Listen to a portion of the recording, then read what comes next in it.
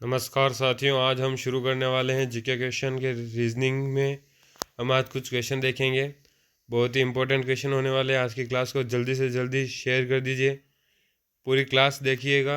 बहुत ही ज़्यादा important question reasoning के आज होने वाले हैं अपने। आज तक हमने जीके, मैथ्स और अपने साइंस के क्वेश्चन भी लिए हैं, बहुत सारे कंप्यूटर के क्वेश्चन भी लिए हैं, और आज हम मेन रीजनिंग का एक पूरा वीडियो करने वाले हैं। इसमें आप साथ में रहिएगा, पूरा वीडियो देखिएगा। रीजनिंग के 20 ऐसे अति महत्वपूर्ण प्रश्न जो परीक्षा में आपको पूछे जाने वाले हैं, वो क्वेश्चन आज मैं लेकर आया हूँ। तो बहुत जल्दी जल्दी इसको शेयर कर दीजिए, पूरा वीडियो देखिएगा लास्ट तक। तो चलो शुरू करते हैं हम। तो बुद्धिमत्ता परीक्षण करने वाले सवाल हैं ये। पहला क्वेश्चन में हमें ये इमेज दिख रही है, क्या करना है इसमें? वाटर इमेज है ये। तो अब ये अपने पास सवाल है, ये 5 जो दे रखा है इसको तस्वीर में बिल्कुल ध्यान से देखिएगा। इसको ये वाटर इमेज मतलब पानी में इसकी इमेज कैसी दिखेगी? क्या सीधा का सीधा 5 दिखेगा, या इसको घुमाने पर ये 5 दिखेगा, या घुमाकर उल्टा करने पर 5 दिखेगा, या घुमाया हुआ 5 दिखेगा? इनमें से आप ध्यान से देखिए, कुछ समझ लीजिए। समय लेकर बताइए आप कमेंट में कि कौन सा तस्वीर सही है। ऑप्शन 1, 2, 3 या 4। चलो अब हम समय के साथ हम बता देते हैं। यहाँ पर ऑप्शन सी बिल्कुल राइट हो जाएगा। वाटर इमेज 5 की ऐसी बनेगी। कैसी? ऑप्शन नंबर 3 जैसी। नेक्स्ट क्वेश्चन की ओर बढ़ते हैं हम।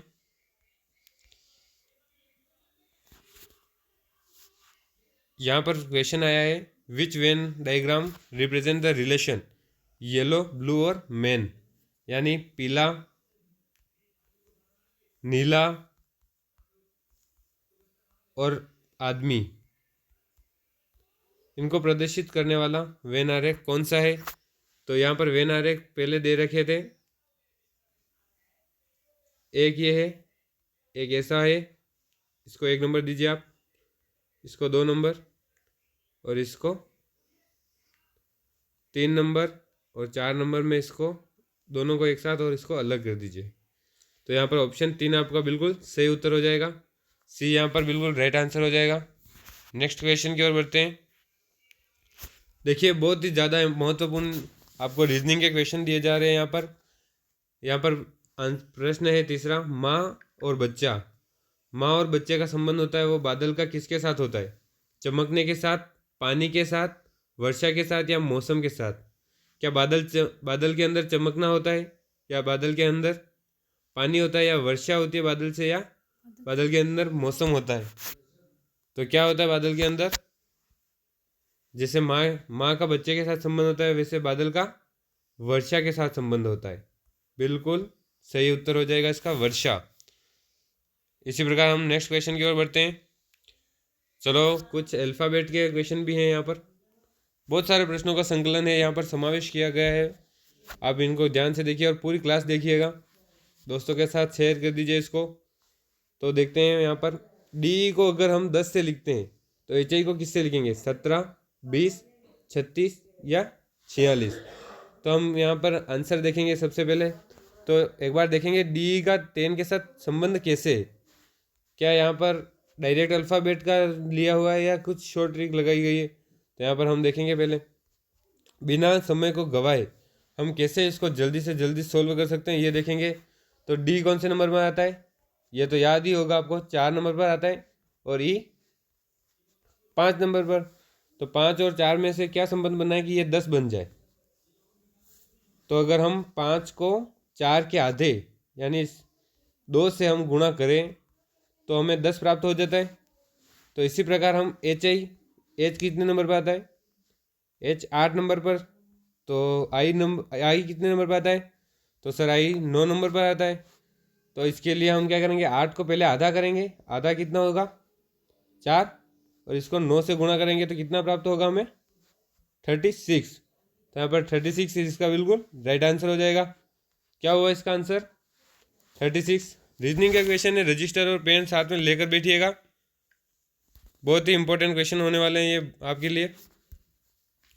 अच्छा, 5वां क्वेश्चन देखिए जल्दी। दिए गए शब्दों को उस क्रम में व्यवस्थित करें जिसमें वे शब्दकोश में होते हैं।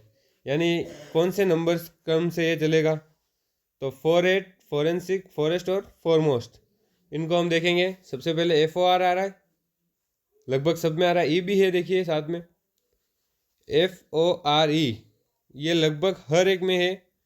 और इसमें अब H है, इसमें आगे N, इसमें S और M। तो आप देखिए इसमें H पहले आएगा, N या S या M, सबसे पहले क्या आएगा, H भी आएगा। तो पहला, अच्छा फर्स्ट नंबर पर आ रहा है, तो ये यहाँ पर ऑप्शन बी तो बिल्कुल कट ही जाता है। इसको तो यहाँ पर न होना मानिए, ये कटता हुआ मानेंगे तो ये आपके जल्दी बिना समय गवाए सवाल हल हो जाएंगे। अच्छा, इसके बाद में हम देखेंगे क्या आ रहा है। तो यहाँ पर गुरुजी M आ रहा है, तो M चौथे नंबर पर है। तो अब ऑप्शन सी भी कट जाता है। ऑप्शन ए और डी में से हमें निकालना है कौन सा उत्तर है। अब इन दोनों में से कौन सा है, तो एस पहले आता है या एन, MN पहले आते हैं, फिर एस आता है, तो एन यानी दूसरा। तो यहाँ पर ऑप्शन ए बिल्कुल राइट आंसर हो जाएगा। कौन सा आंसर हो जाएगा, ऑप्शन ए। इस प्रकार हमने इसका भी हल ढूंढ लिया। पहले सबसे पहले कौन सा आएगा, सबसे पहले आएगा यहाँ पर फर्स्ट नंबर वाला, और ये आएगा सेकंड, और ये आएगा थर्ड, और ये फोर्थ। इस प्रकार पांचवा क्वेश्चन भी हल हो गया। नेक्स्ट क्वेश्चन की ओर बढ़ते हैं।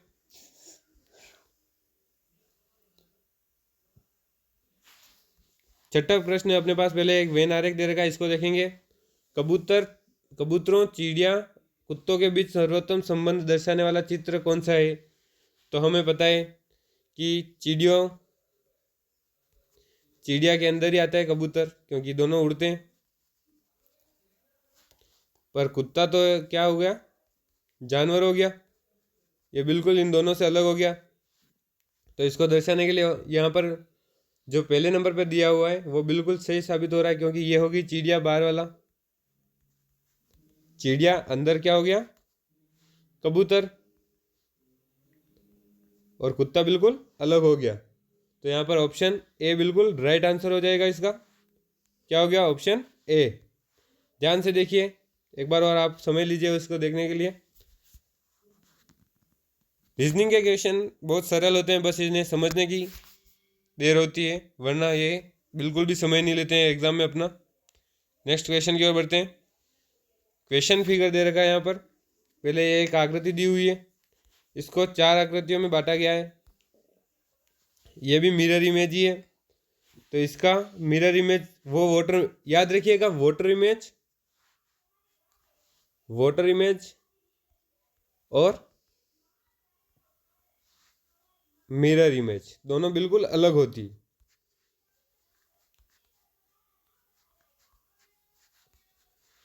तो यहाँ पर अपने पहले हमने वाटर इमेज निकाल लिया, अब मिरर इमेज भी निकालेंगे। तो यहाँ पर ऑप्शन 4 इसका बिल्कुल राइट आंसर हो जाएगा। नेक्स्ट क्वेश्चन की ओर बढ़ते हैं हम। बहुत अच्छा क्वेश्चन आया, इसको इंपॉर्टेंट मार्क कर दीजिएगा। इस तरह के क्वेश्चन बहुत सारे एग्जाम में पूछे गए हैं, आपके लिए बहुत ज़्यादा ज़रूरी हो गए ये सवाल। तो यहाँ पर हमें दे रखा है 6 लड़के एक व्रत बनाकर, याद रखिएगा इसको हम आगे हल करने वाले हैं। 6 लड़के एक व्रत बनाकर इस प्रकार बैठे हैं कि उनका मुंह केंद्र की ओर है। ठीक है, तो एक बार हम बनाते हैं। क्वेश्चन देख लिया है आपने, पहले एक व्रत बना लिया हमने, पहले क्योंकि इन्होंने बोला एक व्रत बनाया, तो व्रत बनाया, इसमें 6 लड़के बैठे हैं, तो इन्होंने नंबर दे देते हैं 1 2 3 4 5 और 6। इन 6 लड़कों के मुंह केंद्र की ओर है, ये केंद्र हो गया इसका, यहाँ पर इसकी ओर सभी मुंह करके बैठे हैं। और राजीव बैठा है मोहन के दाहिनी ओर, यानी मोहन, पहले हम मोहन की जगह फिक्स कर लेते हैं, माना कि ये मोहन है, तो इसके राजीव इसके दाहिनी ओर बैठा है, यानी यहाँ पर राजीव को मान लिया। अब आगे क्या कहा गया है कि विजय के ठीक बाएं ओर नहीं है, तो यहाँ पर तो विजय हो ही नहीं सकता, तो यहाँ पर मान लेते हैं विजय। और विजय और चंदर बैठा है विजय और बाबू के बीच में, यानी यहाँ हो गया बाबू और ये हो गया चंदर। तो एक और बच्चा है, ये कौन हो गया, अजय। इस प्रकार हमें प्रश्न क्या पूछा गया है, कि बताया कि मोहन के बाएं ओर कौन है, तो मोहन के बाएं ओर कौन हो गया, बी यानी बाबू, यानी डी राइट इसका आंसर है। देखिए एक बार क्वेश्चन फिर से देख लीजिए, आप रजिस्टर में नोट कर लीजिए। हमने डायरेक्ट हल किया है, एक बार आप नोट कर लीजिए इसको प्रैक्टिस करने के लिए। नेक्स्ट क्वेश्चन की ओर बढ़ते हैं हम। दिए गए कथनों को सत्य मानते हुए सभी निष्कर्षों को पढ़े और फिर निर्णय ले कि दिए गए निष्कर्षों में कौन सा दिए गए कथनों का तार्किक रूप से अनुसरण करता है। यहाँ पर दे रखा है कुछ महल झोपड़ी है और कुछ महल जंगल है और कुछ जंगल झोपड़ी है। तो इसके लिए हम सबसे पहले क्या करेंगे, तीनों को अलग अलग आरेख बना लेंगे। यहाँ पर ये क्या हो गया, महल, फर्स्ट हो गया महल, सेकंड हो गया जंगल और थर्ड हो गया झोपड़ी। इनको कुछ इस तरह से भी दर्शा सकते हैं हम। ये भी यहाँ पर क्या हो गया, एक हो गया महल, एक हो गया जंगल और एक हो गया झोपड़ी। इन तीनों को आप निष्कर्ष की ओर बढ़ते हैं हम। क्या दे रखा है, सभी झोपड़ी जंगल है या सभी झोपड़ी महल है और कुछ महल झोपड़ी है और कोई महल झोपड़ी नहीं है। यहाँ तीसरा ऑप्शन दे रखा है, यदि या तो तीसरा या चौथा दोनों में से एक सही है तो हम देखेंगे कुछ महल झोपड़ी है और कोई महल झोपड़ी नहीं है। तो कोई महल झोपड़ी नहीं है, ये बिल्कुल गलत हो गया और ये राइट हो गया। तो यहाँ पर ऑप्शन सी इसका राइट आंसर हो जाएगा। इसी प्रकार हम नेक्स्ट क्वेश्चन की ओर बढ़ते हैं। यदि नीला का अर्थ, देखिए हम इसको एक शॉर्टकट ट्रिक से पूरा करेंगे। यदि नीला का अर्थ गुलाबी है, नीला को हम क्या कहते हैं, ब्लू, इसका अर्थ हो गया गुलाबी यानी पिंक, और पिंक का अर्थ है ग्रीन, हरा, और हरे का अर्थ पीला हो गया यानी वाई, और वाई का अर्थ हो गया आर यानी पीले का अर्थ क्या हो गया लाल, और लाल का अर्थ क्या हो गया सफ़ेद यानी वाइट। तो अब हमें क्वेश्चन दिया है कि हल्दी का रंग क्या होगा। तो हल्दी का रंग हम सभी जानते हैं क्या होता है, पीला रंग होता है हल्दी का। हल्दी का रंग पीला होता है, तो पीले को हम किससे लिखेंगे, रेड यानी लाल से, क्योंकि पीले का अर्थ क्या है लाल। तो यहाँ पर ऑप्शन ए आपका बिल्कुल राइट आंसर हो जाएगा। क्या हो गया आपके, ऑप्शन ए। इसी प्रकार हम नेक्स्ट क्वेश्चन की ओर बढ़ते हैं। यदि वर्ष 2016 में गणतंत्र दिवस शुक्रवार को मनाया गया था तो वर्ष 2020 में गणतंत्र दिवस कब मनाया जाएगा। तो अब हम देखेंगे वर्ष 2016। आपको इसकी शॉर्ट ट्रिक भी पता होगी। अगर हमारे पास लीप वर्ष, 4 साल में एक लीप वर्ष आता है, 4 वर्ष में एक लीप वर्ष आता है। लीप वर्ष में क्या होता है, 366 दिन होते हैं। बाकी 3 वर्षों में क्या होता है, 365 दिन। तो इसे हम अलग अलग करने के लिए 364 + 1 करेंगे और इसको 364 + 2 करेंगे, क्योंकि 364 के पूरे हो गए 52 और 52 यानी पूरे 52 यानी 7 दिन के 52 टुकड़े हो गए। तो अब हम इसको डायरेक्ट करेंगे। 365 क्या हो गया, 4 में से 3 तो 1, और फिर एक लीप वर्ष यानी 2 वार वो ज़्यादा हो गए, यानी टोटल वार कितने बढ़ेंगे, 5। तो मंगलवार के बाद में कितने वार बढ़ाएंगे, 5, यानी मंगलवार के बाद में बुधवार, सॉरी यहाँ पर मंगलवार नहीं है शुक्रवार है। तो हम एक बार इसको शुक्रवार से देखेंगे। फ्राइडे के बाद सैटरडे, संडे, मंडे, ट्यूसडे और वेडनेसडे, यानी 1, 2, 3, 4 और 5। वेडनेसडे बुधवार इसका बिल्कुल राइट आंसर हो जाएगा। तो 2020 में गणतंत्र दिवस कब आएगा, बुधवार को। इसका राइट आंसर क्या हो गया, बुधवार इसका बिल्कुल राइट आंसर हो गया। नेक्स्ट क्वेश्चन की ओर बढ़ते हैं। अब श्रृंखला को पूरा करें। अब श्रृंखला दे रखी है 1, 3, 6, 10 और 15। 1 और 3 में क्या संबंध हुआ, और 3 और 6 में क्या संबंध हुआ, 6 और 10 में क्या संबंध हुआ, और 10 और 15 में क्या संबंध हुआ। ये देखने के लिए हम इसकी सीरीज को देखेंगे। तो ये सीरीज डायरेक्ट अपने को पता है कि 1/2 × 2 × n और n+1। तो यहाँ पर अपने को सॉरी ये 2 नहीं है यहाँ पर,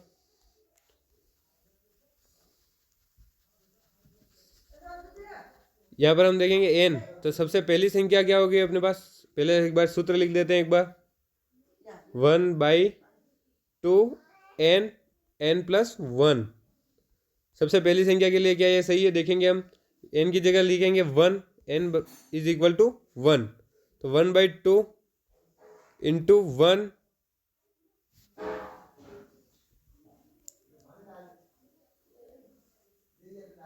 1+1 भी करेंगे इसके साथ में, तो ये 1+1 कितने हो गए, 2।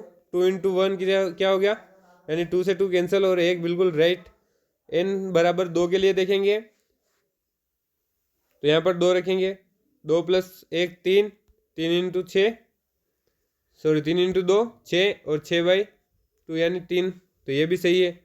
तो अभी अपने को कौन से नंबर की संख्या निकालनी है, तो देखें गिनेंगे 1 2 3 4 5 6, यानी n = क्या रखना है अपने को, 6। तो देख रखते हैं फॉर्मूले में n+1। तो 1/2 6, 6 + 1,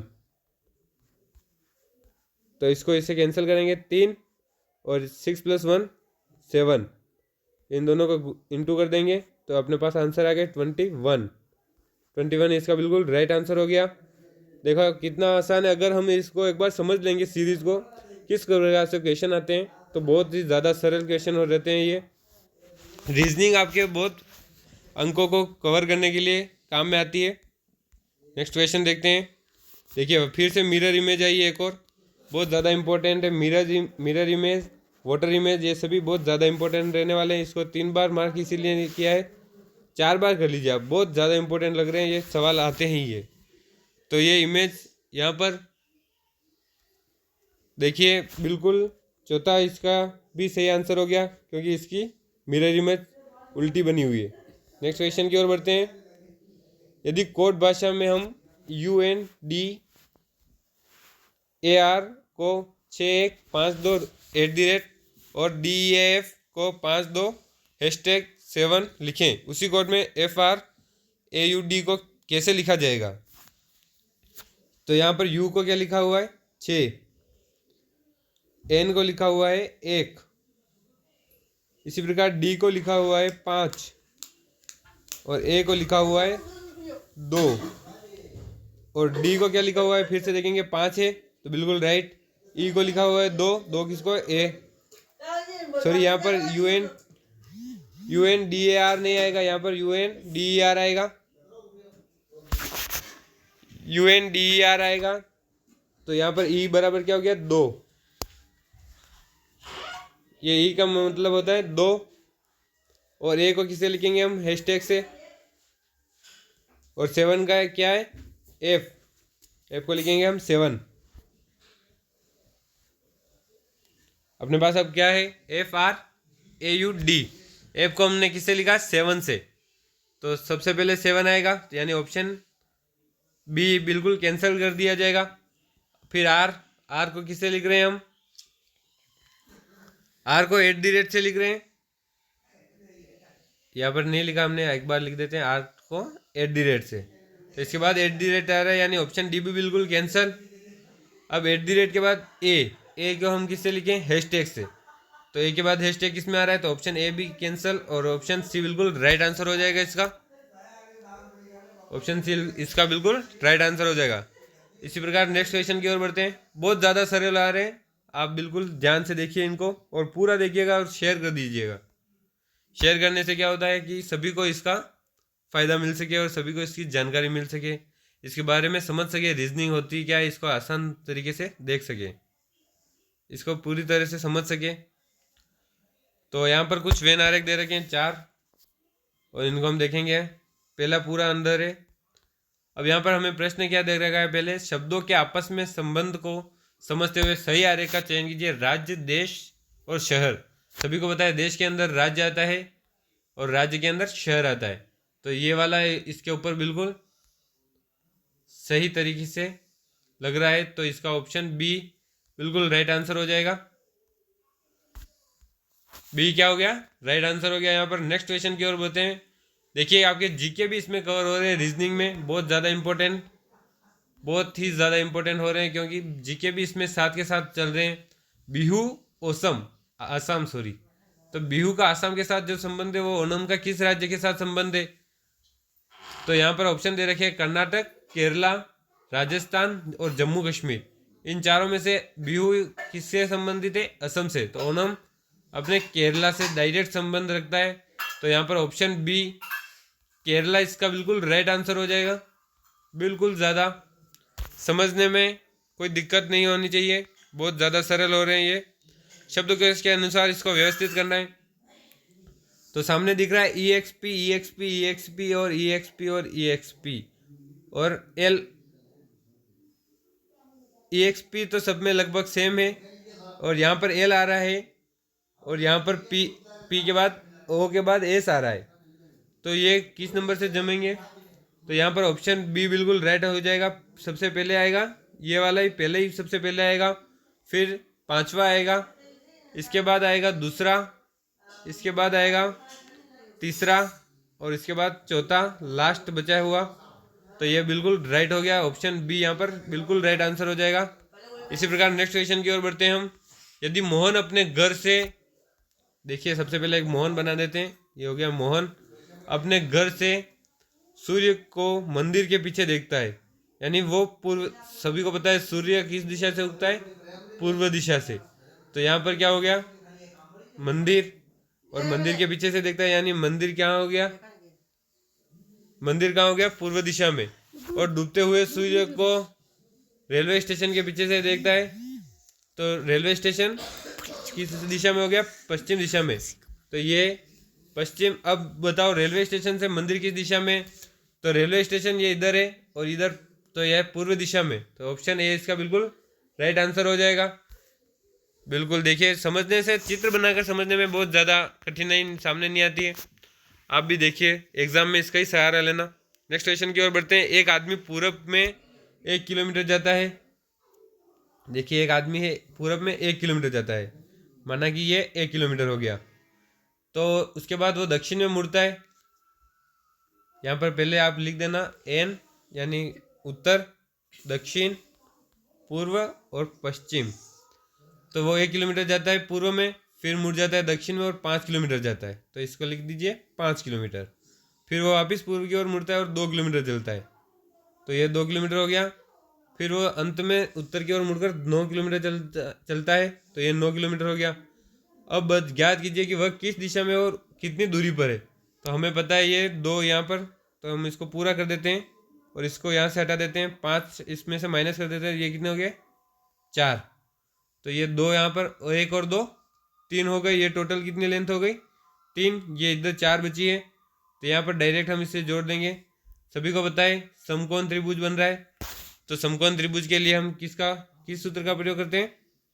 पाइथागोरस प्रमेय का, K square is equal to L square plus A square का। तो K square is equal to, L अपने पास 3 है, 3 का स्क्वायर प्लस 4 का स्क्वायर। तो K square is equal to 3 का स्क्वायर 9 प्लस 16। 9 प्लस 16 कितने हो गए? 25। 25 का रूट 5। तो यहाँ पर 5 किलोमीटर, तो 5 किलोमीटर 2 हो रहे हैं। तो हमें पता है कि अगर मोहन यहाँ से निकला है, या कोई आदमी है जो हमने मोहन नाम दे दिया उसको, कोई यहाँ से निकला है और वो यहाँ तक अगर हम दूरी ज्ञात कर रहे हैं, तो ये कौन सी दिशा हो गई? एन और ई, यानी नॉर्थ ईस्ट या उत्तर पूर्व दिशा हो गई। और उत्तर पूर्व दिशा में वो कितना चला? 5 किलोमीटर। तो ऑप्शन ए इसका बिल्कुल राइट आंसर हो जाएगा। चलिए नेक्स्ट क्वेश्चन की ओर बढ़ते हैं। यदि अंग्रेजी वर्णमाला को विपरीत क्रम में लिखा जाए, तो दाहिनी ओर के, सबसे पहले हम अंग्रेजी वर्णमाला लिखेंगे A B C D E F G H I J K L M N O P Q R S T U V W X और वाई और जेड। तो अब हमें इसे उल्टी तरीके से पढ़ना है, और दाहिनी ओर, तो दाहिनी ओर क्या हो गया? इधर जाना है हमें। तो 15वां अक्षर यानी 1 2 3 4 5 6 7 8 9, 10, 11, 12, 13, 14 और 15, और 15वें अक्षर से चौथी ओर, यानी हम इधर बढ़ेंगे तो ये क्या हो गया, एस। एस इसका बिल्कुल राइट आंसर हो जाएगा। इस प्रकार से अल्फ़ाबेट के भी हमने बहुत सारे क्वेश्चन सोल्व किए हैं। थैंक यू भी लिखा हुआ है यहाँ पर।